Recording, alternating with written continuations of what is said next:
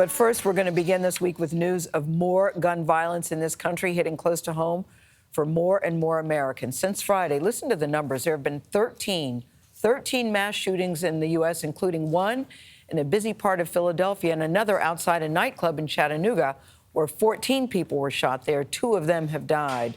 And another sign that this is certainly on people's minds, players for both teams in the NBA, they wore orange shirts last night with a message, "End gun violence."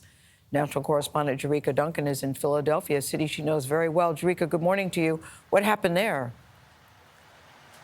Well, good morning to you, Gayle. You know, 3 people died here. 12 were injured in a mass shooting here in Philadelphia. And it happened on Saturday along a very busy South Street, familiar to a lot of residents here, a lot of businesses here. But hundreds were gathered at that time. Police believe there were multiple shooters involved. And they also say it appears it all started with an altercation that clearly escalated. Surveillance video shows the moment the shooting unfolded.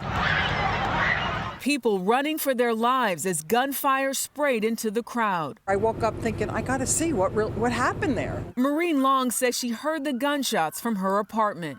After Buffalo, Uvalde, here, right here, we have to do something. It's a sentiment echoed by the city's district attorney, Larry Krasner. We have 120 guns for every 100 human beings. That's ridiculous. This is supposed to be a country of human beings, not a country of guns. 211 homicides so far this year, 743 non-fatal shooting victims. What is a city to do? The city is to change. I mean, that's the bottom line. The latest CDC data reveals a nearly 35% increase in firearm deaths nationwide from 2019 to 2020, with guns accounting for 79% of all homicides in the U.S. The country also recorded its most annual gun deaths ever, more than 45,000. Now, into 2022, we're seeing increases in many forms of violence. And of course, we've seen some increases in mass shootings as well. Daniel Webster leads the Center for Gun Violence Solutions at Johns Hopkins University.